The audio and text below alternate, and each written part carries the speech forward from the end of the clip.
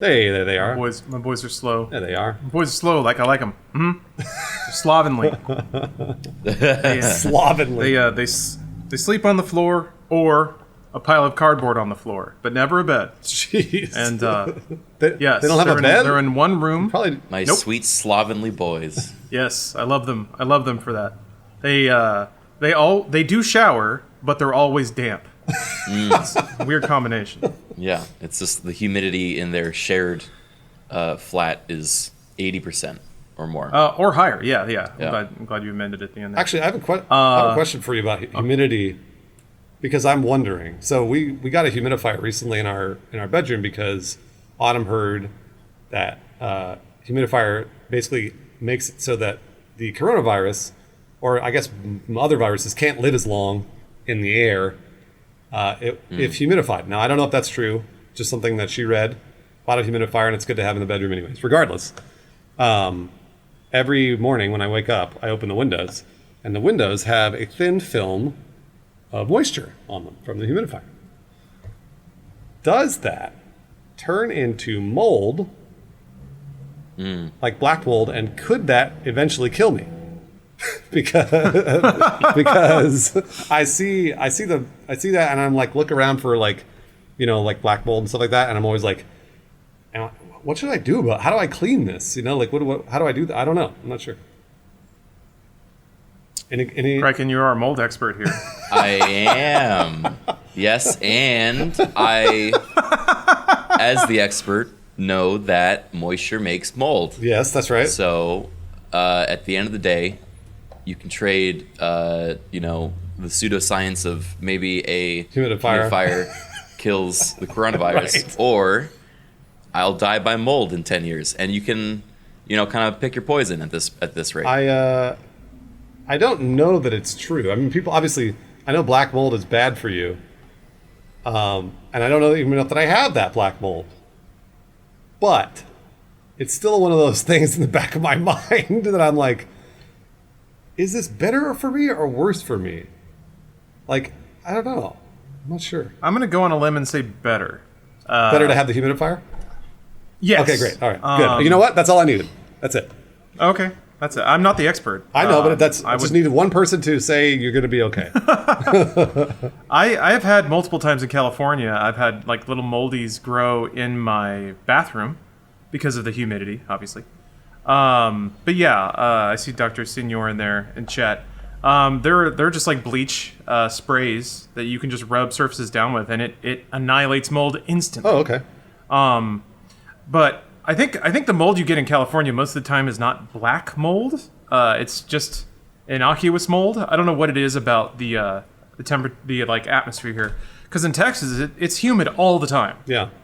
It's so weird to live in LA and have it be the exact opposite. But yeah, that was never a problem in Texas, bizarrely, despite the air being the consistency of a damp rag all the time. Yeah. So yeah, that was a weird thing to see like little black speckles start. I thought they were bugs the first time I saw them. I was like, oh shit, there's like flies germinating on my ceiling. And so yeah, I called the super and I was like, I got bugs, and they're like, no, you idiot, that's just mold. You wipe it down. I was like, what? I have to? Like, now yes. I'm freaking out, man. I'm looking around and that's going to start showing up. Well, you should. So the reason this comes up is because this was years and years ago. I had an ex-girlfriend who lived with me, and just one day she just woke up with some of the worst hives I've ever seen on any person ever. And I was really worried for her. So basically what I started doing, like, she had to go to the emergency room. They pumped her full of Benadryl. Because they were like, this is probably an allergic reaction. They said that's generally what this is, and it lasted for about 5 days. She had hives for 5 days, which is just a nightmare. That's a nightmare. Bruce, what did you do? Right? Well, so what happened was I cleaned out my entire house. So like I washed every single linen. I washed all the cabinets with all the linens in them. I checked all the windows and screens, and like I wiped down. And what I started noticing on the screens were like just like little things that could have been mold. And so I started thinking to myself, well, fuck, is like the humidity from just us generally sleeping in here causing mold on the screens, which are then causing an allergic reaction? I wasn't sure. I have no idea. We never found out. We never found out what she was allergic to. Oh, an anticlimactic end to the story. Well, it sucks because it was. I wish that we had finally, like, the emergency room, the doctors had told her, oh, it's this. But we never knew. But it sucks to go through such a violent reaction and not know what caused it. Yeah. And go through the rest of your life and be like, I hope I don't, whatever that was, happens again. I felt terrible for her. And lessons I learned was you generally can't overdose on Benadryl, because when she went, they were like, they gave her fuckloads of Benadryl, and she was tired, obviously, because Benadryl makes you tired. But they were like, nah, it's all right if we give her, like 1,200, like what, 1,500, 2,000 milligrams of Benadryl. She'll be fine. And I was like, oh, I didn't know that. So that was a lesson I learned. She just never had it again, so I don't know. I hope she's okay. Yeah, super weird. Man, yeah, Stephanie's entire life has been a process of trying to figure out exactly what she's allergic to. The short answer is everything, but there's really no, like, consistency to it. However, the aforementioned air purifier. Wait, I may not have aforementioned it on the pod. Whatever, we have an air purifier, and it's a really fancy one too, because it has a little number that tells you, like, how dirty the air is, and the number will, like. There's also a light that'll turn red if the air quality is really bad, and it'll kind of, like, kick into high gear. Most of the time, it's fine. It's just like at 5, and it's like the light's green. Apparently, the air's fine, but I've noticed whenever I rip the sickest vape hit. And then I blow it off and look really cool for a little bit. Absolutely. Yeah, for a little bit. The air purifier, like, spikes up to 150 and then goes back down really quickly. So I've wondered, maybe Stephanie's allergic to my fat vapes. Well, that's too bad, because you're not going to stop fat vaping. You're absolutely right, Criken. I have started doing the cool thing and blowing it into my sleeve. So I'm sure that'll prevent any adverse reactions. Lawrence, I think you should go. I think you should go the opposite way. I think it should be like vape more. It should be like a breathalyzer where you try and break the air purifier with your vape. So you sit there and vape into the air purifier over and over and over and see how high you can get that level of dirty air. That's a good idea. And if herd immunity works for COVID, it has to work for vape allergies, right? 100%. So 100%. So here's the rig out, I guess. I have the air purifier on one side and Stephanie taped to a chair on the other. And then I need to do some long exercises to work up my vape capacity. But I need to just saturate them both with the fattest, sickest clouds that I can possibly blow. The dankest. Steph, what is Stephanie saying? You can't live your entire life being allergic to dank. That's not a life worth living. I'm just gonna keep saying it. Thank you. Nah, you'll come around. You have no choice, really. We're gonna have a Clockwork Orange sort of setup. I'll have you, God. I'll have your eyes clipped open while I'm blowing vapes into your face. This is 2 months into quarantine. This is where we're at. Dundarius in your chat, Bruce, brought up the sploof. Did you guys ever use a sploof back in high school? No, what's that? You get a toilet paper roll, you rubber band a dryer sheet on one end, and you blow into it, and it like... Oh, it cleanses the air, right? Yes, yeah. So you can smoke weed in your house with your parents, and they'll never know because it smells like dryer sheets? I mean, they're going to walk into your room and be like, why does it smell like freshly laundered clothes in here? It's pretty... It still smells. It's just like... The smoke doesn't immediately, like, fill the room and go to the, smoke detector or whatever. It's kind of it's like the stealth. It's the silencer of smoking, That sounds really cool. You sound really, really cool, Criken. Thank you. Someone just said it's a placebo, and I am rethinking it, and you may be right. It probably doesn't do anything. But... Nothing you do when you're an idiot teenager covers the smell of weed. Absolutely nothing. Yeah. I mean, I used to go ahead. Oh, my sister used to burn incense like every other idiot teen. Right. And that just made it smell like weed and incense. Yes. And it was really cheap weed, too. So I would come home and just get a terrible headache because of the just ridiculously noxious fumes in the air. And I remember just, like, knocking on my sister's door and being like, can you guys just do that somewhere else. And then she was like, we're not doing anything. And I'm like, what? I don't care. Just please. Gives me a damn headache. I never felt as old as I did that day. That's like when I would like masturbate at home, but my parents were home and you'd have to hide it. And so like you'd have to be like in your room, like close the door and you'd be like, oh, they don't know. Or like you're in the shower for more than 10 minutes. Because as a 15-year-old boy, you generally only shower for 5 minutes, and all of a sudden your shower is 30 minutes long. And you're like, my parents they don't know. Somebody could be in the shower for 30 minutes, right, guys? No, they always knew. You have a hard day? Well, I have to admit, I have always taken 30-minute showers my entire life. I sit in the shower and I just stare at the wall, and I just let myself be completely, washed away. Well, that sounds nice. That's also where I do my thinking. I do a lot of really great thinking in the shower. Well, I never did. You just jerked up. I did. Well, no, I actually didn't do that very often in the shower. But if the mood struck me, if I was feeling romantic that day, then it would take a little longer, because normally I would take like really quick 5-minute shower. Just like knock it out, get out, and move on with my day. But if I didn't, and I used to be like, and then I remember once my mom asked me. She was like, I was really embarrassed about this. This wasn't about masturbation. It was about body hair. And she was like, hey,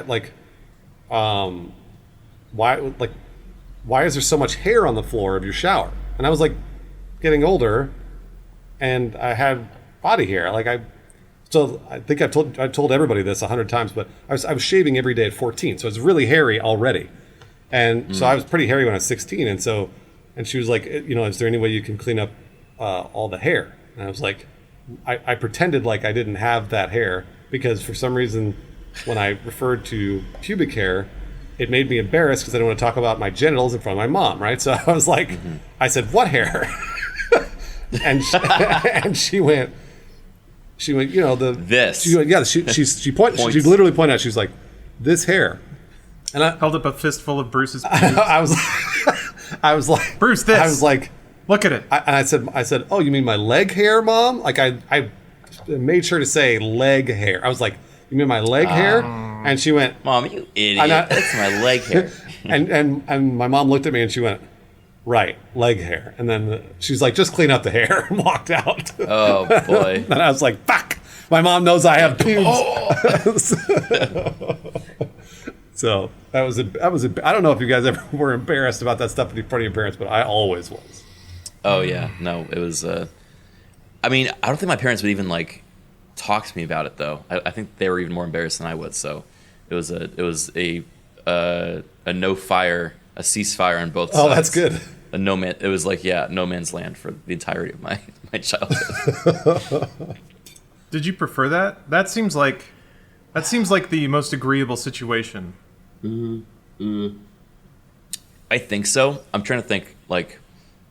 I'm sure there would have been times where it would have been nice to not feel like you got to tiptoe around stuff, but that's a fine line too, because then it's much more likely for it to go too much the other direction. Oh, you don't want to get too comfortable? Or you're just in the living room, your dick in your hand, and then they bring over company. Yeah, believe me, I know what you're talking about. Yeah, no, I think I prefer the, we won't go there if you won't go there sort of thing. I think my parents were in the throes of a divorce when I hit masturbatory age, so they had other things going on. And larger. Well, that's pretty much left to my own devices. I was going to say that means you can masturbate anytime you want, anywhere you want. Yeah, but that was just complicated by loads of Southern Christian guilt and not having an adequate connection to the internet. So it was like Indiana Jones in search of both masturbatory technique and also the materials to accomplish it. There was a thrill of discovery, I won't lie, but it created a very confusing and exploratory age 13 and 14. So I think, Lawrence, you and I have maybe talked about this, but did you get the sex talk, Lawrence? No. The most I ever got, and I remember it pretty vividly, was there was a point where, gosh, I think I was like 10 or 11, and some of my contemporaries in school were more wise in the ways of the world than I. So they were making some dirty jokes that I fundamentally didn't understand because I grew up with the Lord. So in discussing these with the innocence of a child, my mom, and I remember this because it's the only time she's ever said anything about it, she simply said, "It goes in that." And that was the end All of it. right. Well, that's a good sex talk. Wait. She's right. Referring to anything or just Yeah. No, just that. And I was like, huh, okay, that gives me some were information. there picture accompaniments or was it just Oh, no. No. what was the context? I can't remember. I think I was sharing some new information that I had gained on the playground out loud in the room, and also sort of expressing some deep confusion about the things that I had heard. And yeah, that was. And then she that she clarified for you. Yeah, which I mean at the time gave me enough to like puzzle through in my own head. All right. So, you know, I wasn't immediately thirsting for more information. Also, that was like before I had really gotten my first hormone kick, so it was more of an academic pursuit than anything else. Mm-hmm. They were not matters that mattered to me personally at the time. Years later, that would change. Yeah. But so the situation got rough because my mom moved out, which is weird, considering that my dad was probably the one that fucked everything up, as it goes. But yeah, at 14, my dad was the last person I was going to ask about matters of love, considering his love life was detonating right in front of my eyes, so he didn't seem like a reliable source. Right. And also, he like had this weird habit of just wandering into my room and just sort of laying down on my bed and sort of talking out loud as though I were a therapist about his marriage that was falling apart. Oh man. Yeah, weird times. He just really needed somebody to talk to, and I guess didn't have anyone. So, and my sister, because she had cool friends that smoked weed, was wise enough to not be in the house ever. So yeah, weird So you got- weird phase. You got caught in the middle. Criken, Kind of, yeah. Did you ever have the sex talk, Criken? Nope. Wow, neither of you guys? Wow. No. I was a very intuitive kid, and so Oh, sure. I think they just assumed that I would have figured it out at my own pace. Uh-huh. I think when I first got a girlfriend, there was like an awkward like, "You do know what a condom is, right?" And I'm like, "Yeah." And they're like, "Okay, good." And they like ran away. And they're like, Oh, that was the end. That was the end of the that was relationship. the end of it. Yeah, they wanted me to, be safe. But that's really it. They trusted me to do the rest. They didn't give you condoms? Definitely not. I remember, I think when I was 18, I bought condoms at a 7-Eleven because I could. Not that I had any prospects of using them, but it just felt right. I think I had those in my computer desk for the longest time, so they were within arm's reach while I was playing through many PC games alone. I had one condom that I hid in my wallet. Okay, I thought you were gonna say that you kept reusing. No. What? Oh, come on, dude. I don't think. Look, I have. I rinsed it out first. I don't. Look. If anything, Criken, I'm hygienic. All right. I would never use it again. But I had one that I had in my wallet because if my parents caught me with a condom, they immediately would have been like, "What the fuck are you doing with a condom? Are you having sex?" And then they would have flipped their shit. So I hid it. It's a secret. I hid it in my wallet. Yep. And never used it. Yeah, I was about to say I think I have like an ancient condom in my wallet too from when I was like in high school. It's like been flattened out to the point where I don't think it's like I don't even want to know what consistency it is because it's just always with me. Never been No, used. I mean, like, and also, by the way, you should not keep a condom in your wallet for more than like 6 months because after that they expire. They don't work anymore, and they'll just rip. Yeah. So do not use an old condom if you've been like sitting on one for a long time. Yeah. But yeah, F. My chat said F to Recart said F to that condom. F to pay respects. Hey, maybe you should bust it out one last time for old time's sake. You know, Give it a shot. One last ride. give it the use it never earned. One last ride. One last ride. Except it's just me masturbating with it. And it would like immediately rip, and I'd be like, yeah, that's about right. And I should have expected that, yeah. It disintegrates. Some of it goes inside. Do You it, get a UTI. Bruce. You had me all this time. Just come on. Just one last ride. I also used to think that like condoms were sexy. So I used to be like, oh, like Whoa. Like, Okay, now we're getting somewhere. And the reason was I finally figured out years later was because they meant that I was going to have sex, and I had never had sex. Oh. So I was like, condoms mean if I am There's holding a anticipation. condom, right? It means I'm going to have sex, but I never did.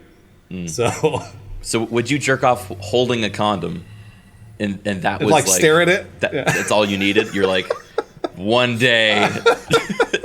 I never did that, but I do know the thought of a condom turned me on when I was 16. Although everything turned me on when I was 16 years old.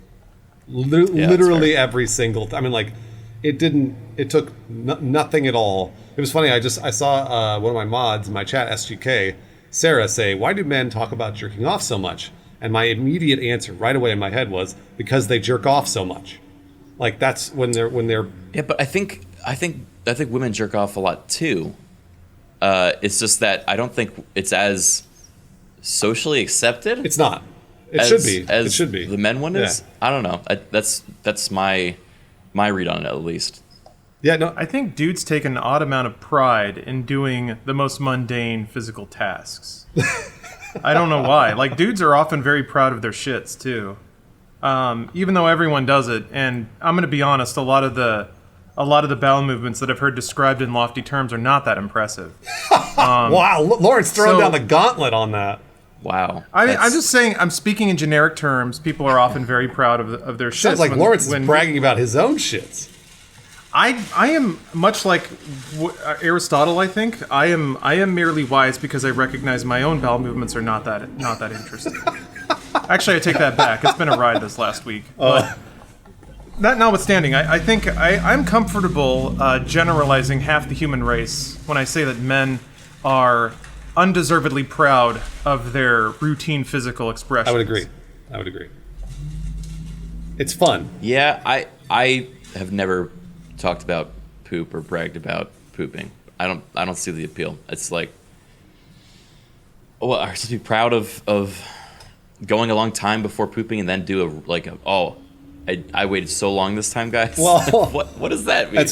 Why? There's got to be that, right? It's interesting you bring that up because it was never that like you waited a long time, for me at least, with like, because like my friends, that was the thing. Like we would talk, like if you farted really loud or really like long, wow, that's a huge deal, right? Like everyone would be like, holy shit, like because your body produced some inhuman like, and so anyway, I was gonna say, so this is my upbringing. So if you happened to shit out something that was the size of a baby's arm, then it would be like that's to a man, that's like giving birth, right? That's like, wow, I am so, number one, I'm really glad my body got rid of this poison, and number two, I can't believe that I was able to produce this thing from my bowels.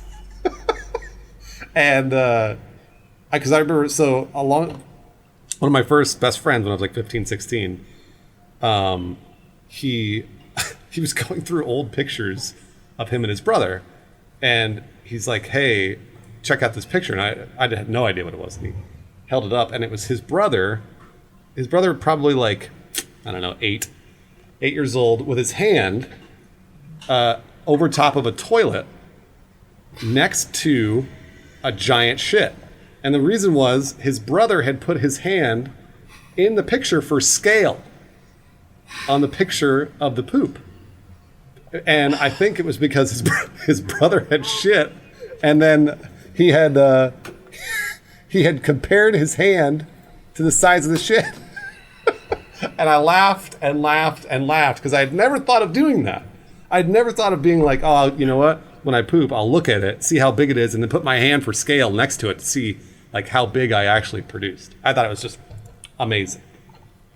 Something I never would have done. I'm realizing now that I don't think Bruce and I would be friends in high school. I don't think I'd run in the same circle as him. Yeah, Criken, you seem abnormally dignified. Oh, you're totally you were definitely dignified. And truth, Yeah. in truth, by the way, I would never have done that. It was more of just the fact that they took the picture that I thought was hilarious. I could I can laugh at anything, so I obviously laughed at that. I never would have thought of doing that, to be honest with you. I never would have even thought of taking a picture of it and been like, wow. What an amazing... I mean, and this was a developed photo. This is a long time ago. This wasn't like they took a picture... Wait. Yeah, this was... They had developed the picture. Like they had taken it to... Oh, God. I was thinking a cell phone. No. This is like they full on... like an actual camera. God. They'd use like a disposable camera to take a picture and then develop the picture in like a CVS or something. So somebody had to look at it. Genuinely a mom get the camera. Mom, where is our camera? Yep. I need it. Yep. And then because that 8-year-old kid is not going to CVS to develop those photos. So the mom is bringing all of their photos of their last vacation and whatever. Yes. And then her son's shit amongst them. Right.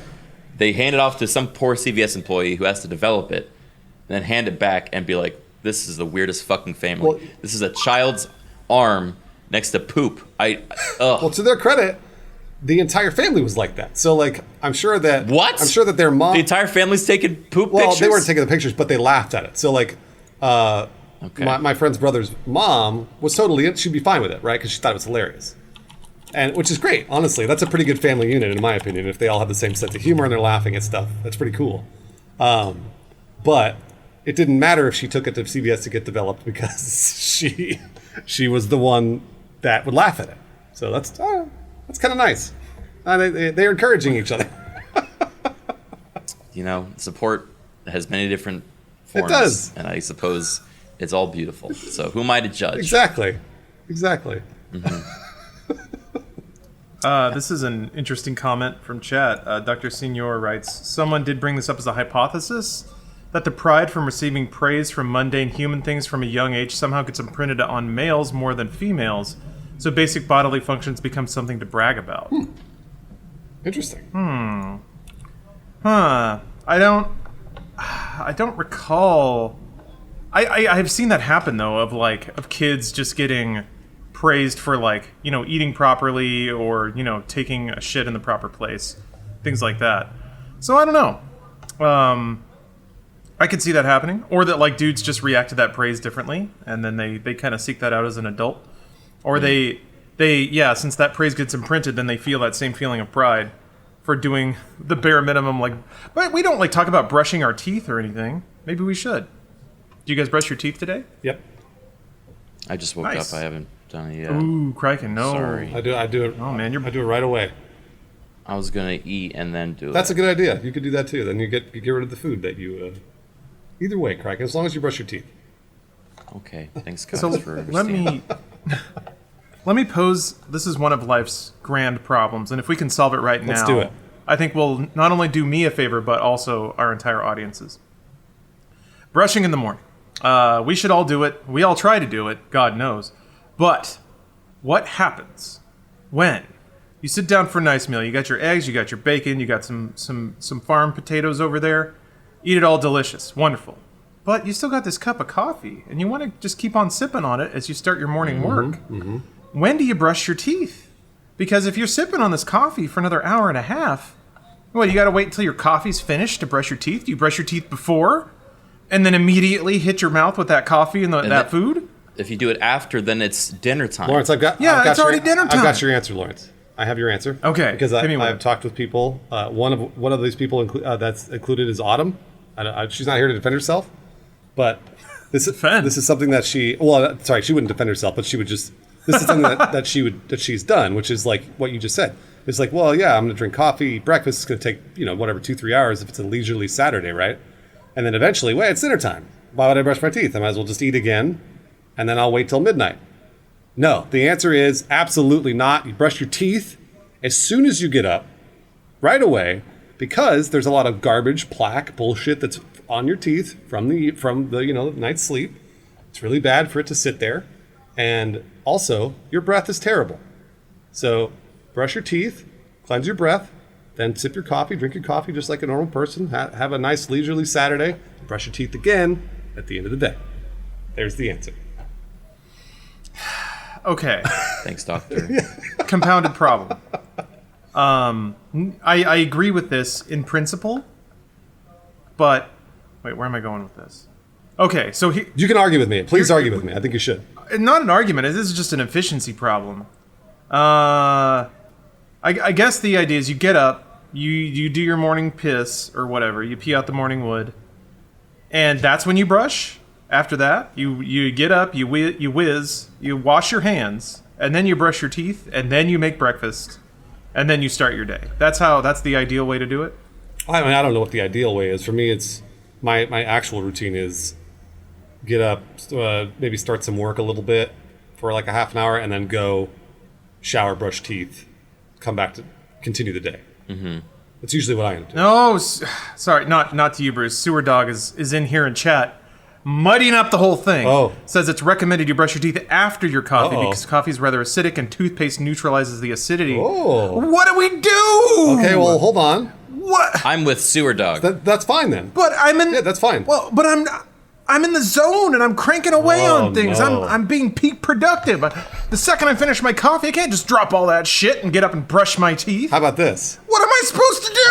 I mean, and if you don't want to be Lawrence, if you don't want to be lazy, then you What? then you eat your food, you shower, you drink your coffee for 3 hours or whatever it is. Nobody drinks coffee for 3 hours, by the way. Usually, let's say at most it's an hour. Let's say You don't know how much coffee I drink. Oh, well, you may have another cup. I mean, I guess that's true. Just have an extra big cup. That way it seems like it's one cup. It's not. I think one cup is 4 ounces. But then you got to brush your teeth after that coffee. You gotta. You don't have a choice. Oh. Are you gonna do it? Well, here's the thing. Here's the problem. Let's say I'm in a hard groove, all right? I got my Fluke album churning away. I'm listening to some good EDM dub beats. Oh yeah. And I'm just in the zone. So it's not even like the question occurs to me. By the time I take that last sip of coffee, I'm already in the fifth dimension. I'm making art, I'm solving problems, I'm hacking the NSA, I'm moving satellites around, I'm architecting world peace while also driving it towards its demise. How can you possibly ask a man that's that locked in to remember to brush his teeth? Criken, do you have an answer for this? I gotta admit, I may have tuned out over the last 15 minutes of teeth brushing talk. Why? What were you looking at? Just anything else. Anything I'm else. not a huge fan of dentist topics. So Would you say you have a phobia for teeth? no, I just don't find it very interesting. So Fair enough. I represent Well- all the viewers that are currently waiting for the next conversation to begin. So I'm I'm taking that cross into my back while you guys have your moment. All right, Criken, how about fair. this? Well- Then, you know what? Criken didn't want to talk about something that everybody should be doing and does every single day of their lives. You go ahead. You start another conversation, Criken. Go right ahead. Okay. Be really good though, Bruce. It's gonna be really good, and he's gonna show us All up. right, You go just for it. opened Yeah, the door start for it. this. Let's do it. What's your favorite type of metal?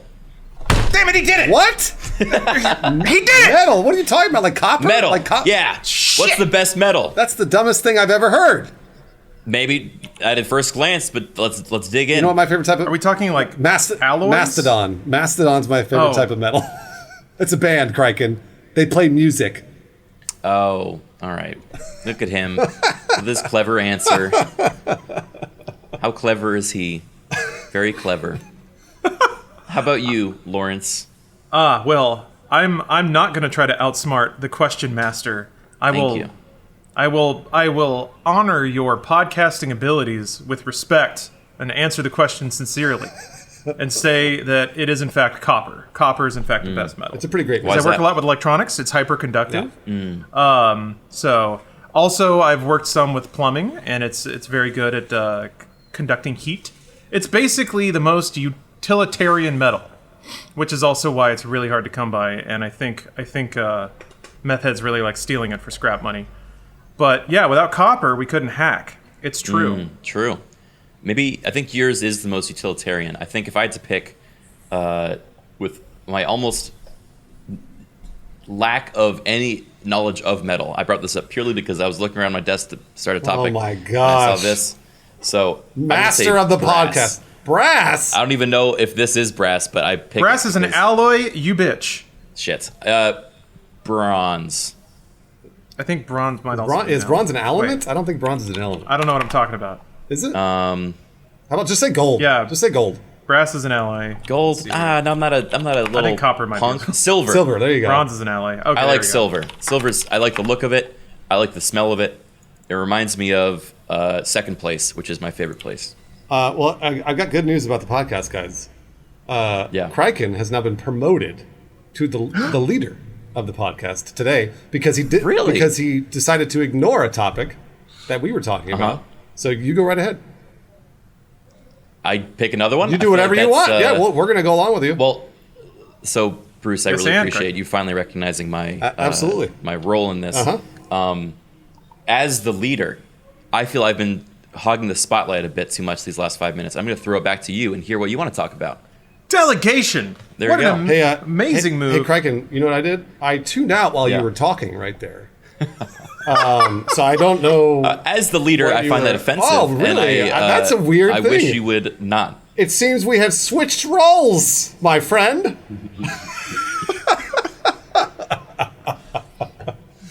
That's not passive aggressive, chat. That's aggressive. I think it went from passive aggressive to aggressive. Absolutely, it did. Yeah. That's what I always say when people are always like, "Oh, you're passive aggressive" in chat, like if they're joking with me or whatever, and I go, "No, I'm aggressive. I am not passive aggressive. I tell you what I want." I think your passive aggressive is writing an angry letter and then taking the other half of the pen cap off, and there's a knife, and you pull the knife on. Wait, is that a real thing? Do they have like a pen and a knife? That sounds awesome. I hope so. That sounds cool. That sounds great. That sounds really cool. I mean, yeah, there's a pen knife is an actual thing. It is. Yeah, that's a whole. 'Cause I've heard the word, but I don't know that it exists. I don't know what it is. Yeah, no, I remember hearing this in like Hardy Boys books. Yeah, there's totally a thing that's a knife and a pen. It's called a pen knife. It's a real does thing. it have a knife on one side of the pen and then a pen on the other side? Yes, it does. Cool. That sounds awesome. They're illegal in California? What? Well, How are the they're Hardy Boys going to solve all their mysteries? yeah, they they can sound do like that they're a concealed weapon. Taser right? pen. Taser. Whoa. Pen. How does that That's pack sick. a punch? Well, and probably enough of one. I don't Yeah. know. I'd have to be. It's like a one hitter quitter. Maybe there's a charge in there and that's it. Oh, that's cool. Damn. Caratato says, "Can you guys do an AMA with chat?" And we sort of do generally. We're usually taking a look at chat, and if people like ask questions, we try to answer specific questions here and there if we see ones that are along the lines of what we're talking about or whatever else. But feel free to always chat and ask questions, whatever you want, guys. That's why we have you up there. Damn. Speaking of, Criken, I'm going to need your permission for this, given that I am not the leader of the podcast. But I do have a little thing for Bruce to read. Is that all right? Is that all right, Criken? Would you give the go ahead to this segment? I'm going to deny the segment. Understood. Ah, Understood. okay. You know what? Yep. As the Sorry, it didn't involve me, so I'm going to deny it. Right. As the leader. As of the the leader, podcast. I submit to his leadership. As Well- the leader, you submit to my leadership. No, I'm sorry. It sounds like there's a rival leader now. No, I'm sorry. What I meant to say is, as you are the leader, I submit to Hmm. your leadership. That was just me misspeaking. Now I'm gonna flip it because what if Lawrence, you read your thing? No, this bit's going nowhere. Right, just do your bit. Just do your bit, and then Criken. Just do your he bit. just- The leader's checking. Yeah, Criken mutes his mic, takes I off his relinquish my headphones, title. walks away. I'm just gonna pawn off. I'm gonna pawn off my my champion's belt. I've had enough. Okay. Oh well, we will, Bruce. I will submit this literature to you shortly. Please do. In Caner 2 asks to talk about Last of Us 2. That's not a bad topic. Actually, I'm fascinated about the Doom Eternal stuff that kind of went down. Oh yeah, that too is really interesting. Namely, the nature of one-sided conversation and how man, when you like hear stuff on the internet from one person, your first instinct should be, I only have half the story. Yeah. Because the way that developed was crazy, and also I think a really good lesson on how to maybe withhold judgment until you have all the information. Anyway, let me send this right over to Bruce here. Do you want to do the reading first?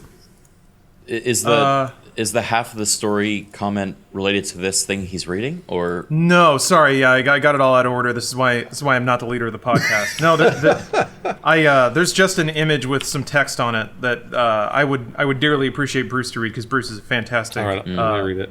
orator. But apart from that, there is another story that we will soon discuss. Did you send Okay. it over, If Lawrence? that's okay with you, Craig. Yeah, I did. It's in the Discord chat.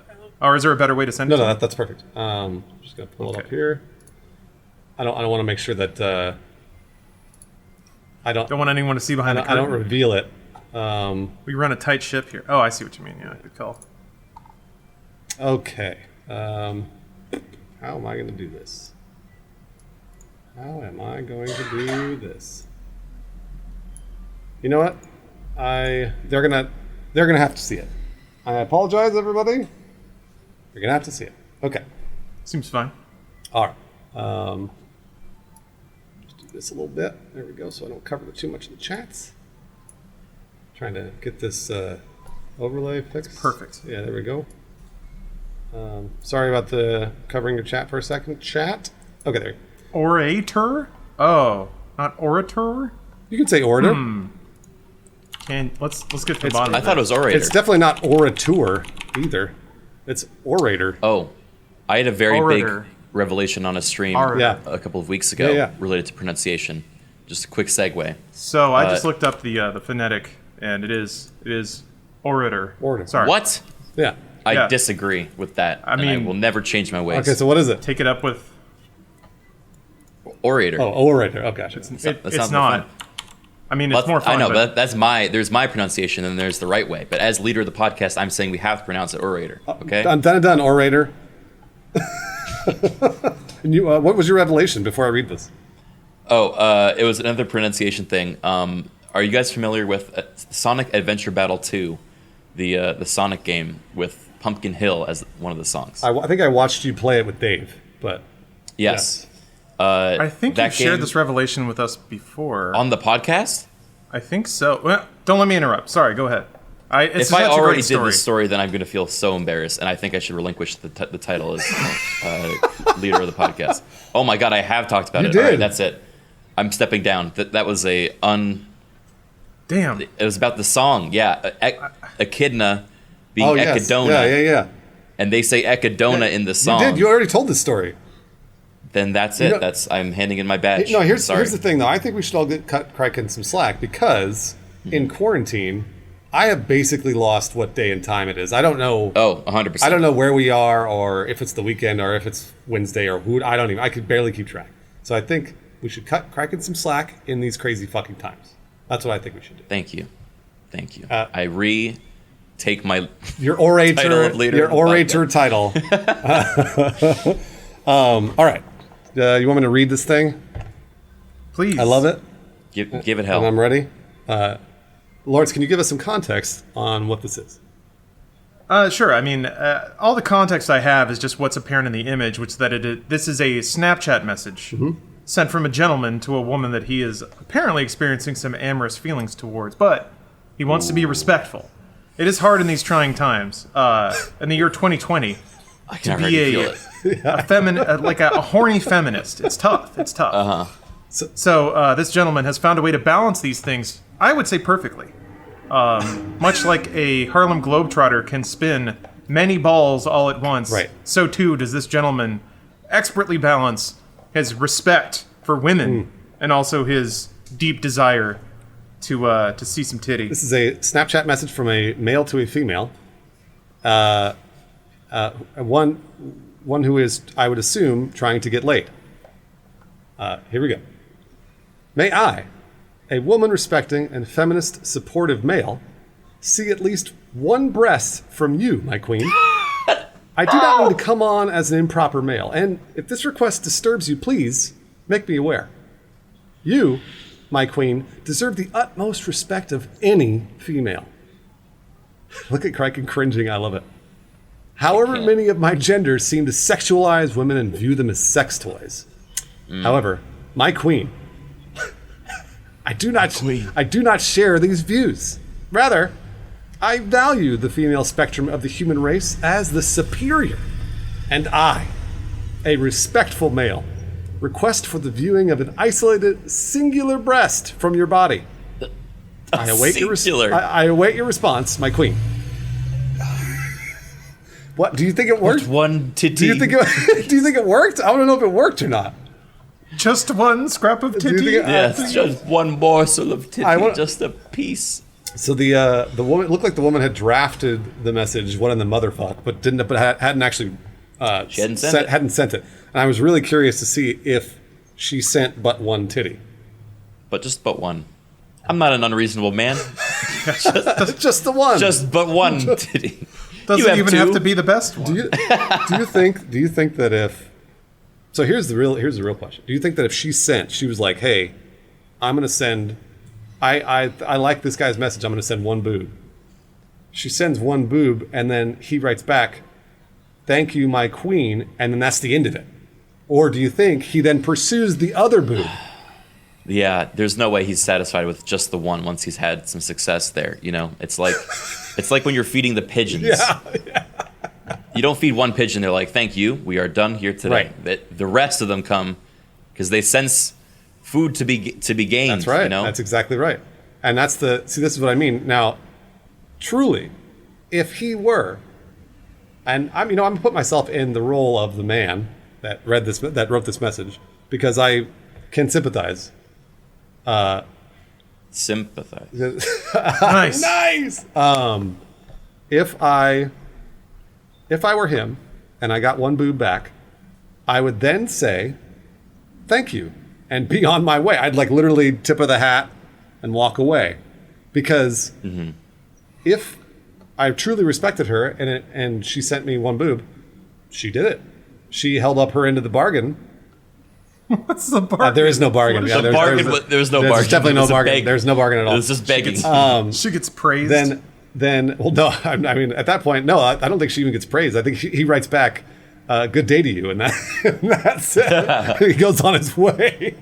I think he would write a very bad ode to the beauty of the tit. Oh, that's a Yeah, great the idea. singular mound that he has 'Cause I- received. Yeah, I feel like if he thinks flowery language is his key to seeing a titty, Yeah. then flowery language should also be the reward for producing a titty. Man, the galaxy brain thing is like by rewarding this behavior, like the woman that's on the receiving end of this could screw this guy over so much more by giving in, because then he would be positively reinforced with this shitty attempt and then think this works and then go the rest of his life speaking in this way. And I know that's a bad thing to reinforce, but like I think that's so much more like It's dangerous. damning of a life of a punishment than to actually Criken, learn that you're fucked up. You brought up a really interesting point, because I remember I had a conversation with a guy years ago who was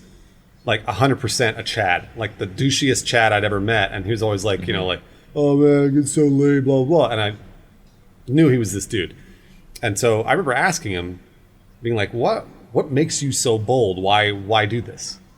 And he told me, he was like, I have gone up to so many women and been like, basically, nice shoes, want to fuck, and it doesn't work.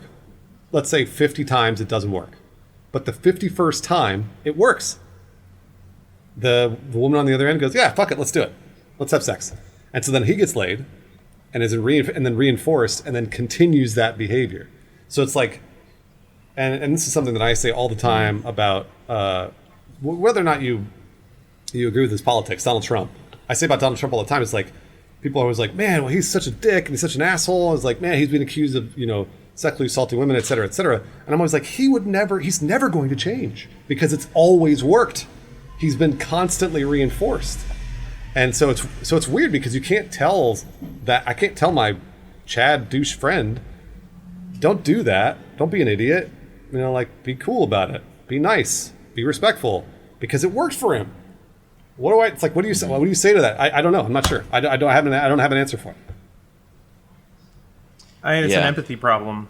If he can't put himself in the shoes of all the women he's making deeply uncomfortable by approaching them that way, and if he doesn't view that as any kind of trade-off, as that he's basically cashing out on other people's like public calm by just asking for what he wants boldly all the time, if he doesn't feel that and if he doesn't value that, then there's really nowhere to go. Kind of same with Trump. If he's a sociopath, either by design or by breeding or whatever, if he just can't feel the empathy of the people he's fucking over because all he cares about is what he wants, there's kind of a deeper problem. I don't know that conversation can fix that. It's almost like you have to have some kind of life event open up somebody's perception to how they make other people feel.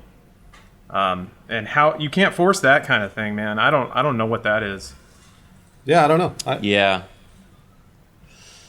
I wish there was like an easy answer. I mean, maybe the guy that made that post will see it on Reddit and then be like, "Oh man, that did come across bad," and then have a real soul-searching moment. I would hope, people are capable of change, so hopefully at least I believe so. So hopefully they, I believe so too. Learn that. I believe so too. I believe that and I tend to think that guy, if he sees his post on Reddit, goes, ha ha ha ha, man, what a great joke. Like, it's totally a joke that I wrote, and I'm so glad it got picked up as a joke, et cetera, et cetera. But I doubt he'll ever change his behavior because of it. Like, I don't know that, like Lauren said, I don't know if he puts himself in the shoes of the woman and goes like, what the fuck am I supposed to say to this? Like, this is kind of weird and in truth, not like super disgusting, but it's still fucking cringy and stupid. But he's reinforced because people are laughing at it and people think it's funny. I don't know. I'm not sure. I don't know where that line lies, where like he's going around to his friends being like, dude, I was the guy that wrote the fucking message on Reddit. It got picked up. Like, it's so funny. Like, I got to keep doing it. Like, is he using that, or is he instead going, all right, well, I'll never do that again? I don't know. Yeah, I'm trying to think. I'm wondering actually, in your example of the pickup artist guy compared to this guy, I wonder if this guy would do that same post to like 50 women, and if one of them do send the singular titty, right? Does that justify the 50 other messages? Is it like, I got some success, so surely it's not me that's doing something wrong. It's all the ones that said no, because someone said yes. Well, that's I don't know. That's what I worry about, because I've talked to both sides too. I've talked to people that are not that way, and like they're like, yeah, I used to be a total douche, and like Lawrence said, it sort of had an empathy awakening and went, oh shit, okay, yeah, I got to change my behavior. Or I've talked to the people that have just been that way their entire life. That's just the way it goes, over and over and over. Bill Pax wrote in your chat, Lawrence, wrote, maybe we're taking this out of context. He was trying to make her laugh. That's actually, when I read it, I was probably thinking that's probably what it was. He was probably like joking around with this woman who maybe he'd already talked to. I was hoping. the positive side of me was hoping it was just a joke and they were both in on the joke. But who knows? I'm not sure. Yeah. Or she joked about it before, so he wrote it to her jokingly and she wasn't in on the joke. Like, that happens a lot too. Hey. I do know that a lot of ladies.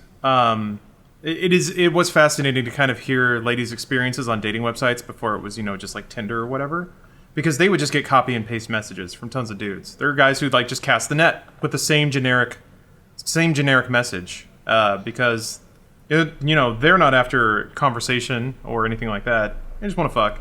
And I think the core of it too is like, empathy gets tough in those circumstances because trying to flip it on somebody is tough, because it's like, let's presume that the guy was authentic just for the sake of argument.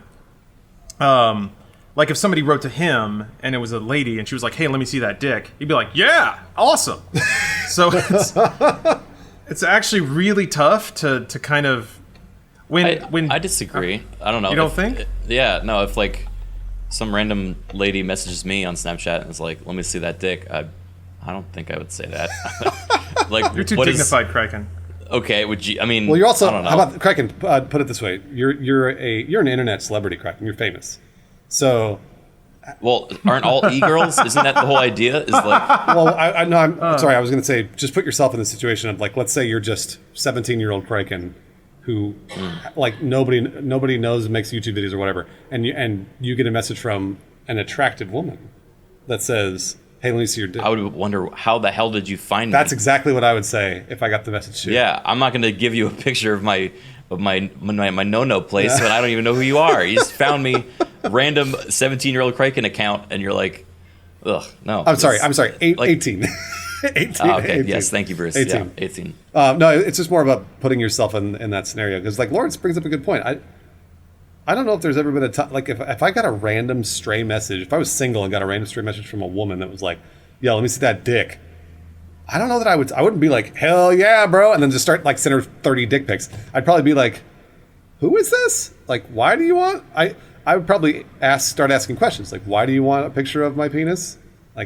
Are we gonna go out on a date or something, or like what's gonna happen? Yeah, you want assurance of of commitment before you send it. Well, not even commitment, more of just like of the fact that like she's a real person.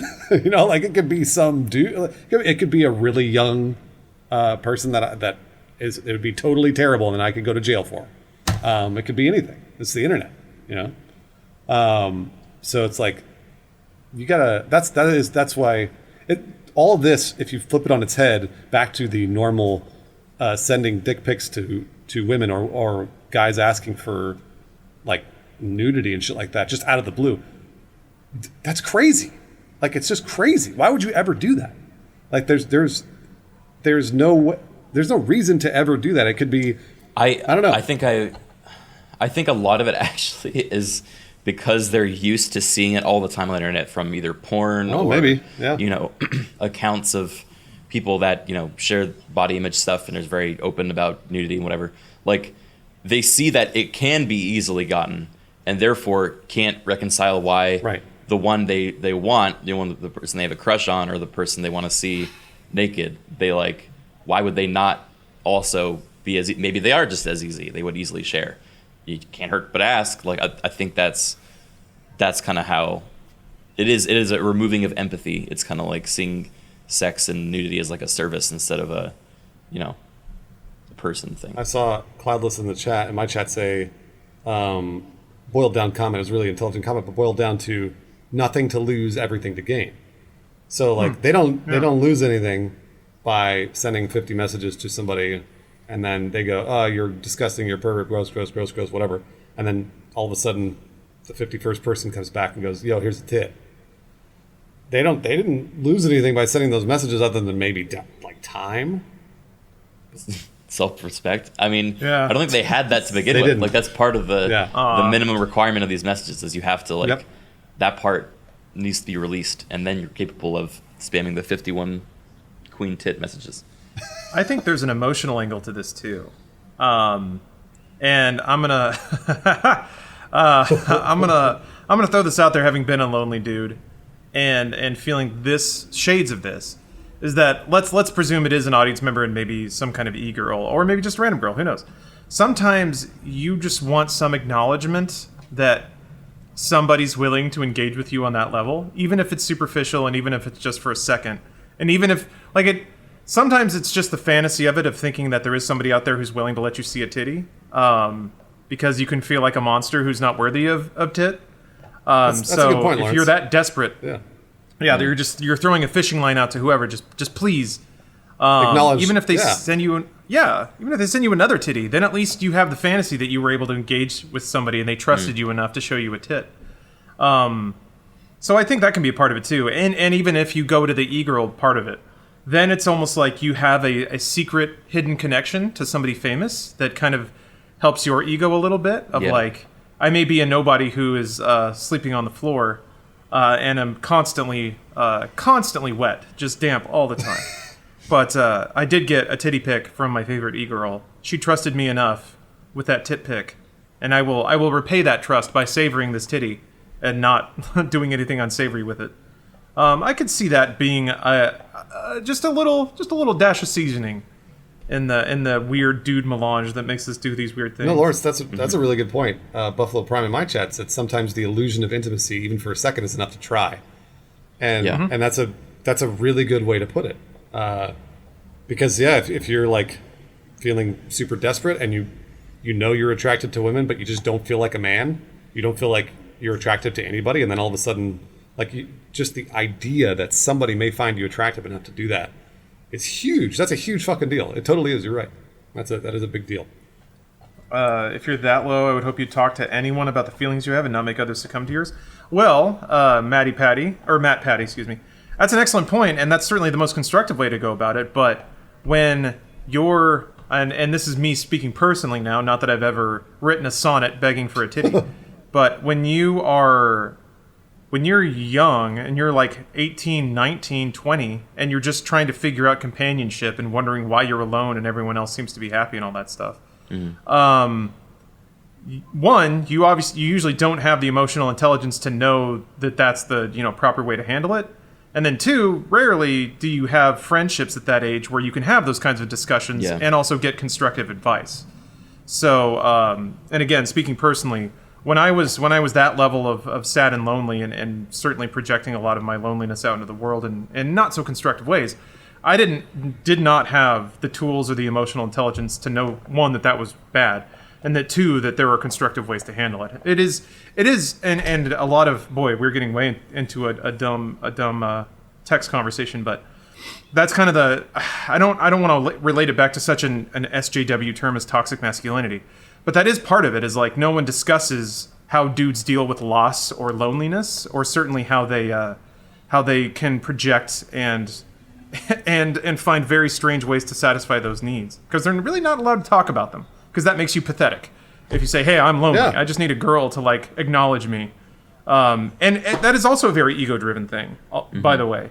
When you just need a girl, and terminology specific, doesn't matter who it is. Just somebody has to acknowledge that you're not an inhuman monster and capable of love. Right. That can be rough and it can be weird. Yeah, no, I agree. Speaking of what's also rough and weird, Criken, do you want to talk about video games? Me? Oh my god, what a insulting segue. Sure. Yeah. Well, let's see. Oh, I meant the video games, not you, Criken. Yeah, I'm sorry. whatever, dude. Sure you did. Damn, that did not read like I intended. I'm sorry. I was referring to the botched communication about the Doom Eternal OST. Oh yeah, I read that too. I read the whole post. I wanted to, me too. I wanted to talk about that because I knew it would be misinterpreted immediately once the post was out about it, and then to see that happen was still sad. So, yeah, let's talk about that briefly.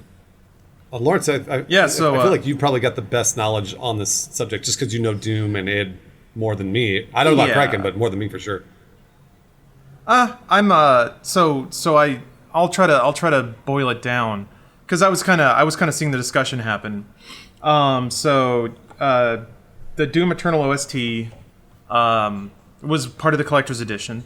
It shipped out. People immediately noticed something was off. They pulled it in, looked at the waveforms. Some of the tracks were mastered appropriately, had good dynamic range. Other ones looked like they were just gain blown out and just hard limited.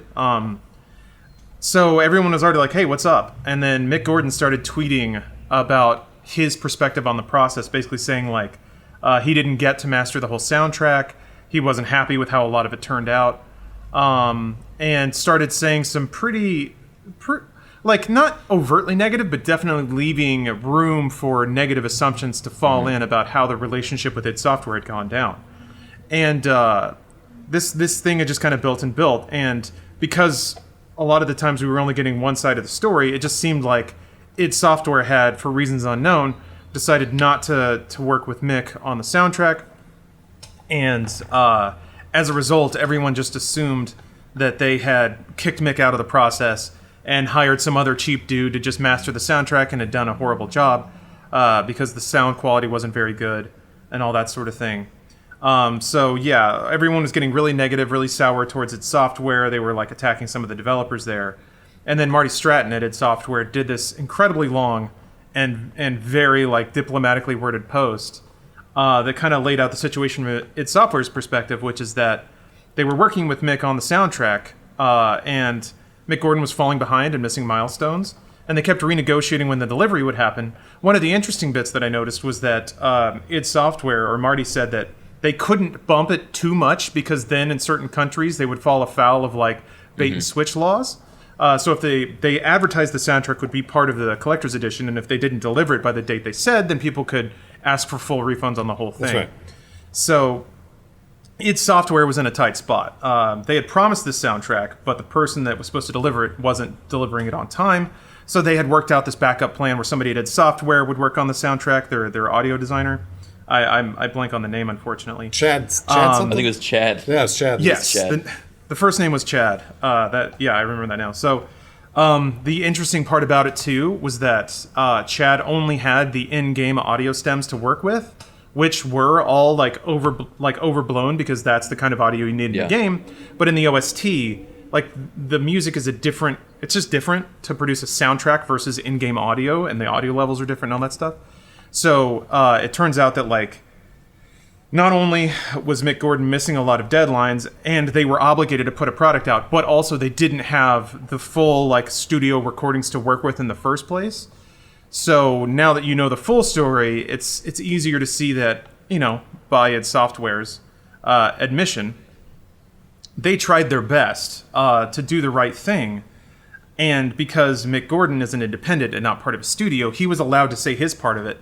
And then the people on id Software side had to be diplomatically quiet because they can't just air all the dirty laundry or kind of throw Mick Gordon under the bus by saying that he had his part in kind of making this deal go sour.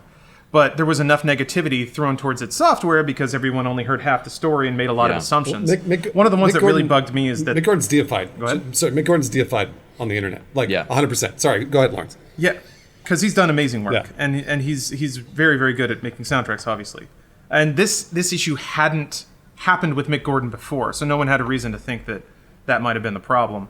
But the thing that really bugged me is that everyone was sort of being very dismissive of the rest of the soundtrack, the ones that are like overblown, and saying that like they were like, I saw a lot of comments saying like, oh, it's somebody who doesn't know how to master audio. They just gave it to some novice who just hard limited the whole thing.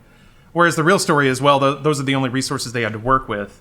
And that hits me a little bit because I can't tell you the amount of times that, and I'm sure you guys are familiar with this notion, how many times your experience and your expertise is directly called into a question or outright attacked when you're doing the absolute best job you can with what you have, but you can't really lay all that out for people. So it feels like it's an interesting story about how when you only have half the story, you really shouldn't jump to conclusions and start attacking people.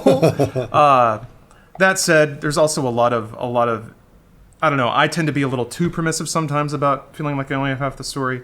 But that does seem to be the case now, is that id Software, or specifically Marty Stratton, because he'd seen a lot of negativity slung around, was kind of forced into saying, listen, this is the deal, and kind of putting all the dirty laundry out there. My main gripe with it is like, it seems like Mick kind of allowed this to happen, or even subtly encouraged it, because he felt that they wouldn't be able to say anything, or he wasn't very forthcoming with I agree. The mistakes he had made, and let it seem like it was all id or even Bethesda's fault, I think. And I think people love blaming Bethesda, so they the majority of the responses I saw were like, I can't believe Bethesda fired Mick. And it's like, that is so far from what happened that you clearly did not even skim the article. So that was the sad part for me. And to see someone like Chad did nothing wrong in this scenario. This guy, did the best they could with what they had. Busted his ass, Yeah, and instead of seeing gratitude, he's blamed for everything when they know that no one knows the full story. Like that's the worst part of it, is I think feeling like they had to keep a secret to make Mick look good, because you can't make Mick look bad, but then Mick isn't forthcoming about what he did wrong, so therefore you have to come out and say something, but then doing so makes you the like they're the bad guy. It's such a shitty situation. So Lawrence and I, on a much, much smaller scale, I think Lawrence and I were on probably the company end of this, the id end of this, when it came to leaving Machinima. I don't know if you remember the last episode we recorded of Inside Gaming, Lawrence. I do. On the way out of the door. So we had given our notice to Machinima to move to Rooster Teeth, and we recorded the last episode of Inside Gaming, which was news. I can't remember exactly what the news story was, but it had to do with Machinima. Do you remember what it was, Lawrence? It was related to FTC disclosures of some kind. That's right. That's right. Naturally, topically, the Xbox One thing is the largest FTC story out there. So yeah, in service of reporting on that, we mentioned that story, which didn't go over too well. We were talking about FTC disclosures, meaning when somebody does a sponsored stream, they have to say hashtag sponsored or it's a hashtag ad, whatever. And if somebody doesn't do that, then they can get fined. They can even I think there may be even jail time, stuff like that. And the first major story, the thing that started that all of hashtag sponsored and hashtag ad, was the Machinima story from years ago. It was a 2013 or 2014, I want to say. Was Machinima had been telling their influencers to say really good things about the Xbox, but never say that it was a paid ad campaign, which is illegal. That's illegal to do. Yeah. And so Machinima got blamed. We actually reported on it at Inside Gaming. We were like, yeah, Machinima fucked up, because they totally did. But we worked at the company at the time. So anyways, that happened in 2014. And then on the way out the door, our last news story at the beginning of 2015, Lawrence wrote that into the script, talking about that major story of the Xbox One FTC disclosure. We sort of wrote that in as a footnote to the larger news story. And literally, no joke, my last hour at Machinima, I was arguing with people to keep that in to the story, because I was leaving. I couldn't supervise the final edit of that news episode, and people were taking our news episode and cutting it out from Machinima. They were cutting out the mention of Machinima in that news story, and I couldn't ever bring it up.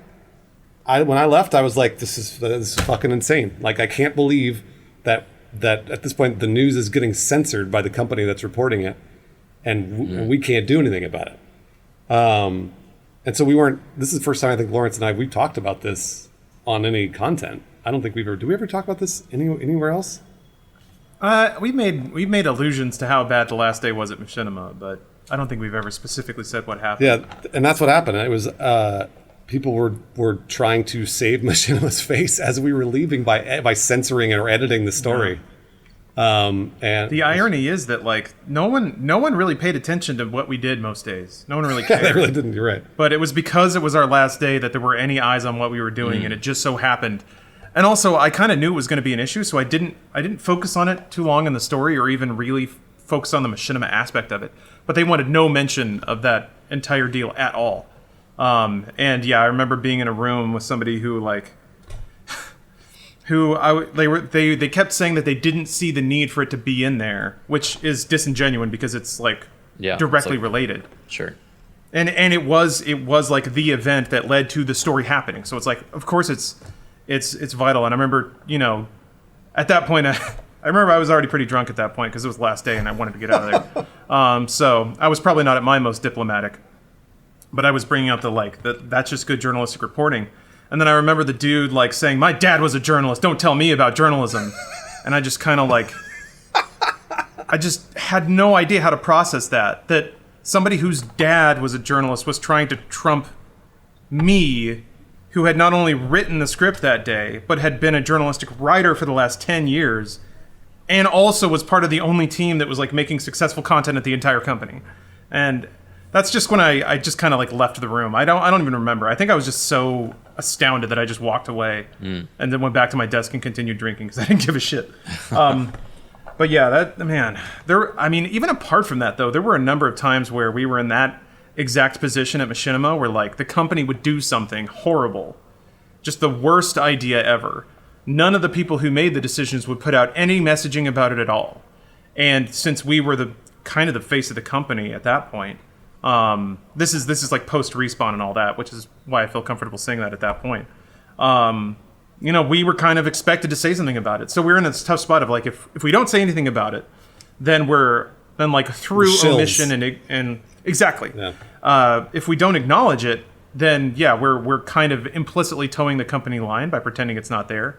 But if we do say something about it, then we run the risk of, management hearing about it and then architecting the nature of what we say, which is even worse. So, and we also can't go out and say, like to the audience, kind of like id Software couldn't at the time, hey, we don't want to work for them either. they keep fucking it up. You think we want to be here? So yeah, those are very tricky positions to be in. And I really do feel for id Software in that perspective because like, as much as I really respect Mick Gordon's work, Criken, like you were saying, it is a bummer that he would, one, only put his side of the story out there, and then two, allow negativity to grow when he very clearly could clarify and say, well, hold on a minute. Like, we had this agreement. I had this agreement with id Software. The problem is, I think when you start to clarify and try to remove negativity, then other questions start to pop up. Like, well, wait, if you had an agreement, then why didn't the soundtrack land on time and all this stuff? So I think there are some things you just don't say because it starts to direct the story in a way you don't want it to, which is why you probably shouldn't say that stuff out loud in the first place. It just kind of goes to a very unprofessional place. Yeah, the machinima, the reason I brought up machinima was just a long way to talk about being on the company side of it, being on the side of it where like, and like I was super appreciative of Marty Stratton coming on and writing that incredibly long post about, and honestly, he probably had to go back and look at all of his emails and like if you I didn't like quoted anything, right, or represented any information. It could be. It would have been, a bunch of holes punched in his story, and that's it. So, like, I'm sure he had to go and do his research, but it took hours and hours of work to write that post. So, when he wrote it, I was like, this guy has absolutely done his homework. This was not from memory. This was like he went back, made sure everything was... Yeah, this wasn't like an offhanded, passive-aggressive comment on a forum. Right. This is like, no, I am addressing the problem here. I think it was a wonderful post. I wish more companies could do that. It's a shame they feel like they have to. Yep. The chat was kind of alluding to this earlier, but like internet's call out and cancel culture, I've been like against it since its inception. But the whole idea that, we talked about this at the beginning of the podcast too, is like there are two sides to every story, at least, and it's so easy online to just paint one and then let everyone just reach a conclusion, especially if it's like a snappy story or headline that gives you an immediate emotional reaction, and then people just run with that. And it just, it's a huge shame. So I'm glad that this one's been rectified. I hope some people will read it that are right now angry, and it'll give them some pause in how they react to stuff in the future. But I don't know. I don't know how we can change that. I don't know what the solution is to stop internet cancel culture. I mean, I think Lawrence alluded to it earlier, but it's the same. When it comes to everything, it's just do your research. Even if the research isn't out there, like with the whole Mick Gordon sort of saying a few negative things, and then like I don't know if he was trying to control the narrative, but he was just letting the narrative run wild. Then Lawrence said, it's like, well, then start possibly thinking about maybe there's another side to this. And the thing that I always notice about almost every and this isn't a joke. This is like something that I've noticed about every single situation. It is so very rarely that one side I have heard is all truth, and then another side is completely inaccurate. It's the truth almost always lies directly in the middle. There's usually like some truth from one side, some truth from another side, and generally like you can sort of read the biases on either side, but the truth actually lands in the center. And that's what I've noticed in mediating situations and seeing these sorts of things come out online, and like Criken, you were saying, cancel culture is the worst because we don't get to see the other side. Immediately somebody's canceled and that's it, they're done. Like, and I'm not saying we shouldn't cancel bad people or anything like that. It's more of just like I don't who knows where the truth actually lies in those cases. And when it comes to this specific scenario, it just sounds like there was a lot of corporate bullshit that a lot of people had to put up with, and it was getting out of hand. And I bet Marty Stratton was upset. I bet he was like, I am tired of seeing these news stories about how we fucked this soundtrack up when I know the actual story. So I'm sure he got on and was like, all right, I gotta put this out here because he was tired of seeing those news stories. Well, he's sticking up for his team too. Yeah. Who was in like kind of just collateral damage, which is frustrating. But it's funny, Bruce, to hear you talk about the nature of truth, because you're basically describing the core foundation of journalism, which is that when you're reporting on a story, you have to get as many perspectives as possible from as many different people as possible. And when all of those gel together, only the aspects that overlap are the truth. Everything else is somebody's perspective, which is still valuable, but requires being reported as that. And And there's another aspect to it too, which is bias. And again, properly trained journalists kind of at least get some foundational information about how bias works and how you as a reporter need to mitigate and actively attack your own bias. So cancel culture is a problem because I think in this specific instance, there's a load of people who Bethesda bad. Like that's where they start. And if a story comes out that verifies that Bethesda is bad, then it must be true because it goes along with the belief you already have. And I think even more fundamental than that is just corporations bad. Mick Gordon good because he's an individual. He's got a cool accent and he makes amazing music. So he's done good things for me. Bethesda put out Fallout 76, so they are bad. So now we have a story that agrees with both of those things, which is that Mick Gordon worked very hard and tried to make an excellent soundtrack. Bethesda bad got in the way somehow and fucked him over. So you get this information and you're like, I knew it. Bethesda is bad. So you're just inclined to believe it. Yeah. Whereas, again, one of the foundations of not only journalism but the scientific method is whenever you get information to not believe it because it agrees with what you think, but to attack it immediately with anything. So, and this is a process that I do, and to be frank, it can drive you insane. So there's limits to it. But anytime you hear a piece of information, and this is like journalism training that has actually kind of helped me both with empathy and a lot of other things, is to think like, okay, what are all the ways that this story could have happened that also change its texture or change its interpretation? So whenever this story was developing, one of my possible theories was that I thought Mick Gordon was maybe asking for way too much money, and that id Software had to go with a different producer because they just didn't have the cash or didn't want to pay whatever.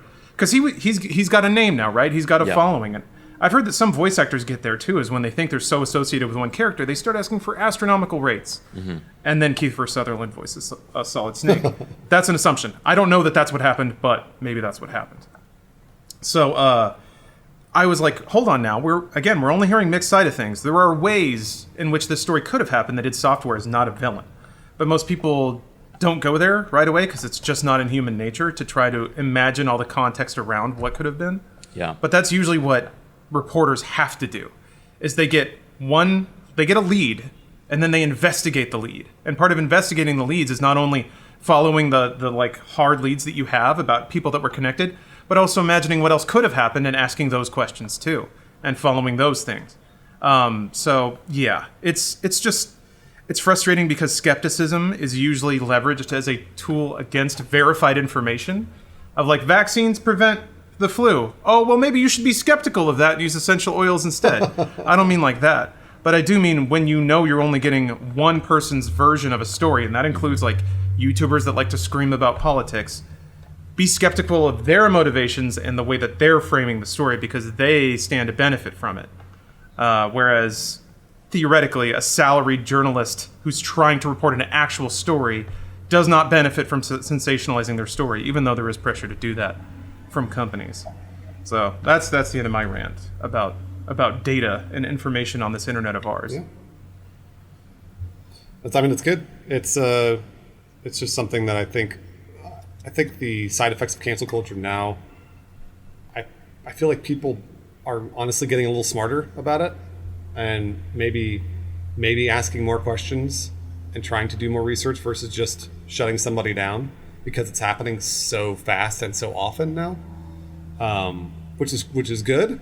That the pendulum should swing the other way, hopefully, and get us to a spot where we're hunting more for the truth and less for, a negative story. I hope. I wonder. I hope. I really do. I mean, like, I know we always found out when we were doing news that the negative headlines always outweighed the positives in terms of views. More people would always come to the negative. And that's always the case, and it probably always will be the case. But I guess the question is, can you justify that negative headline? Can you actually, supply that headline with facts? I don't know. I mean, yeah, that's how we had to do it on YouTube because that was the name of the game. Believe it or not, as much as people like to blame the media or the YouTube algorithm or anything, it's people. People make decisions about what content to watch and what content to support, and that's what makes the whole system turn. So, as much as people, again, want to blame the media, it's human nature being reflected through capitalism or through the democracy of content on YouTube. But when Logan Paul rises to the top, it's not because YouTube wanted it to happen, it's because people were watching it. A lot of people were watching it. So that's when it becomes tricky of like, is this a problem that's even solvable if this is just people voting with their eyeballs about what they want to see?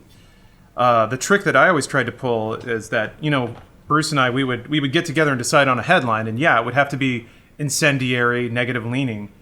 And I would always try to write the story so that it started that way and supported the headline so that it wasn't outright clickbait. But then kind of, spoonful of sugar drag people through other narratives and other trains of thought and most of our reporting. So it may start with, Bethesda bad, and we cover that for 3 minutes. And then it's like, well, what about this, though? Maybe this. Have you considered this? I always tried to bend things more constructive in the stories that we would report on. Because that meant a lot to me. But you do have to kind of... The struggle, though, is... And I'm sure as a reporter you know that, like, the majority of your audience will fall off before the final, 30% of your article. Yep. And the majority might just look at the headline, look at the picture, maybe read the first sentence, maybe, and then be like, okay, I now have a little tidbit. My opinions have been informed today. I am more cultured. Or validated, even. Yeah, exactly. And so it's interesting to hear that perspective, and it's true, you guys have worked so long now where that matters, like how many eyeballs you can get and click-throughs on articles. So you understand more of the clickbaity or the dog pile kind of idea. I don't know if there is a middle ground. I mean, I think what you're describing is the best case scenario where those that are actually informed enough to read the full article will get the full story, but that still leaves a large percentage of the viewership that will not read that far, and how do you address that? Yeah, my answer is still sort of, it's the same where it comes to consumerism, which is buyer beware. If somebody's telling you a product does something, go out and do your research. Don't listen to the marketing material of it. Don't go oh, well, they say it's going to do it, so it'll do it. I mean, that's not necessarily always true. So go look online. I mean, you got the internet, so you can go and see thousands of reviews about any other product. And it's the same with this. It's if you're reading a story or you hear a story that generally, something will trigger in my head and I'll go, this sounds like almost too good to be true or almost too bad to be true. I'll Google it and I'll go and look at other sides of the story to see if there are other sides, to see if somebody's written more about it. Because often I will find a better article that is less incendiary, a little more measured, and has facts on either side of it that will give me a more unbiased approach than the one that I read that was Bethesda's the worst company in the world, they're killing their employees. And then I'll be like, what? And I go and look this up and I'm like, oh, they're not killing their employees. 5 people said they're overworked. I'm like, that, okay, all right. And then, by the way, these are just examples. I'm making it up. Yeah. It's not real. So that's usually what I'll do is just, I try to look into it a little more so that I'm a little more educated about the system. Although now the more that we talk about this stuff, the more that I read, the less educated I feel, because I read so much of it that I start feeling like there's these stories that there's so much to the story that I'm like, well, now I feel like I know nothing about it. And that's what when I read that Marty Stratton article, I was thinking to myself, this is great. I think he does a really good job of laying it all out, and it seems very factual, but I don't have any proof. So I have to trust Marty Stratton. And like I said before, to me, with Marty Stratton and Mick Gordon, I was like, well, truth lies somewhere in the middle. I'm sure somebody did something here and somebody did something here, and I'm sure not everything is completely and perfectly accurate for Marty, and it's not the same with Mick. I just, so I try to chalk it up to that and be like, maybe we're right down the middle. And I'll never actually know for sure. So. Yeah, that's then it's tough to balance, right? Because I feel like it's nice to know how much you don't know, because then there is a freedom in giving yourself the permission to opt out of caring or acknowledging that you're not informed enough to be passionate about it. So kind of like you would reference, Bruce, Doom Eternal is something that I care, or Doom in general is something I care a lot about. I love id Software. One of the only developers from like the area that I grew up in, and it's great to see them kind of back on top and making amazing games again. So, I innately I want the Doom Eternal soundtrack to be as good as it can possibly be. And when there's news about how something got in the way and made it bad, I wanna feel upset about that. But I kind of prevent myself from getting too involved because I don't know the story. Mm-hmm. So then it becomes, well, shit, man. How much do you have to know to be reasonably upset sometimes? Yeah. And I guess that's just talking about being an adult and how confusing that can be sometimes. But yeah, it's tough because you're right, Bruce. You'll never know the full story ever unless you're there, and even then, gosh, there's so much that can go on inside of people's heads that you're never privy to. So it's tough. But I do feel like just in general, the human race likes to jump to conclusions and inject their emotions into an issue way before they have enough information to do so. But again, Criken, like you were saying, there's nothing that can be done about that. That's just the world we live in. To do otherwise would be to have some kind of fucking chemtrail thought control going on, which is not to imply that isn't already happening. Yeah, I guess that's true. Well. Oh yeah, loot everybody. Sorry, just real quick. Loot everybody has a really good point. Reminds me of the way people are when they drive. When someone's in a car, they're always the ones that are right. Everyone else thinks they're the best driver on the road at any given time. Yeah, it's fascinating. It's called depersonalization, I think. Whenever other people in cars aren't people, they're just things in your way, or you automatically assume they're the dumbest people in the world. Mm-hmm. Second time in this podcast, I'll bring up my dad in a negative light, I guess. Listen. He provided half my genetic material and paid for me to grow up, so I respect him. But I remember when I was just learning how to drive. I was 16, and my dad is not a good driver. He's also just he's one of those people who gets mad at everyone that remotely gets in his way, and is always criticizing everyone. It's just not good to be in the car with him because he's always on edge and always pissed off about. There was a time where he flipped somebody off, and then the dude tailed him and pulled him over to gas station, and was like, "Hey, we got a problem." And my dad was like, "No problem at all." Oh wow. No, my dad caved immediately, which is another was man, dude, you couldn't even. You can be a big man when you're in a car, but the second you get out, suddenly you just turn into a puddle of water. Anyway, that's most dads. Yeah, I sometimes I think my dad is peak dad. But I do recall at one point I had been driving for a while, and so I had just started to sort of build the things that I had pet peeves about, and it turns out my dad did a lot of them. So in the middle of screaming about how some other person was an idiot, he was changing lanes without signaling, and I actually called him out. I was like, "Well, Dad, you're doing something right now that I would think is an idiotic move." And he was like, "No, they're all idiots." And I'm like, "Well, they think you're idiots too." And that just made him super pissed. Yeah. And then I learned a very valuable lesson, which is to not call someone out when they're aggravated, or really ever. It's usually not a constructive thing.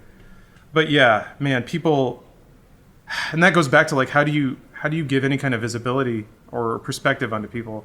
Whenever I see somebody doing something on the road, as a personal mental salvation device, I tell myself it's because they just got diagnosed with cancer, or they're on their way to the hospital for their wife to or on their way to the hospital for their wife to give birth. I invent these ridiculously dramatic stories that excuse the fact that they just sort of changed lanes without signaling or cut me off or something like that.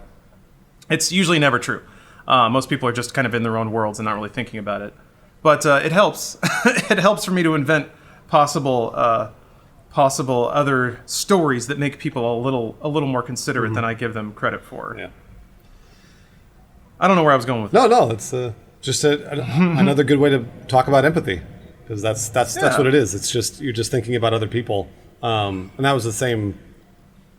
I feel the same way. I always tell the story, but I was like, why is this guy going so slow in front of me? And I'm a super fast, aggressive driver, and so generally I'm always thinking somebody's driving slow. But this guy, I pull up next to him, and he's hitting this giant pipe, and it's 420. And I was like, no fucking wonder. So now every time I'm driving and somebody's going slow, I'm always like, all right, is this person fucking high? Are they doing something illegal? And I'd drive by them. They're not. But I always think of that one person that was getting super high. And now I'm like, well, maybe they're just high. By the way, that's super dangerous. You shouldn't be doing that. It's do not It's do that. incredibly illegal. But it gave me a little more empathy for everybody else. Well, We did it. that, it turns out, is the word of the podcast. Thank you, everyone. The word was empathy. Wow. You can go check your bingo cards now and see if you guessed it right. That was the theme of today's podcast. The next one, who knows? Maybe it'll be metal again. I forgot that Criken was the leader of the podcast. I totally That's forgot. right. I put a nice little button on it for everyone. All right. Well, Speaking of buttons, Criken, you mind if I introduce the Talk to the Internet challenge for the week? ooh. Yes. Is it about empathy? You know what? Yes. Don't ask me to justify that in any way, but yes, it is. Based on our previous discussions, your Talk to the Internet challenge of the week, and this applies to men and women before you get ahead of me, is to go into that wallet, find that condom that you've had in there for the past 5 years, and wear it for 24 hours. Ooh. Don't do that. It would be non-empathetic to leave it just another day longer. It's waited long enough. Exactly. It's time. It's time. It's been waiting. It's time for you to dig that condom out and try it on and remember what it was like when you bought it the first time. 24 hours. Hard or soft. What it was like? Yeah. Did you wear it when you first bought it? I don't know. I'm not sure. And I mean, put it you back in looked the at it. wrapper? You imagined what it was like to wear it, I'm sure, like Okay. Bruce did, and popped his little boners. Big boners, I'm sorry. I don't care. Normal, average, I don't care. average size boners is probably what you mean to say there. All right, we should say goodbye to YouTube because we've made it to the end of the podcast. As the leader has spoken earlier, by the way, I'm not trying to be the leader here. I'm only just saying I'm echoing what the leader had talked about earlier. Okay, all right. Happy Empathy Day, everyone. All right. And good night. Bye, YouTube. But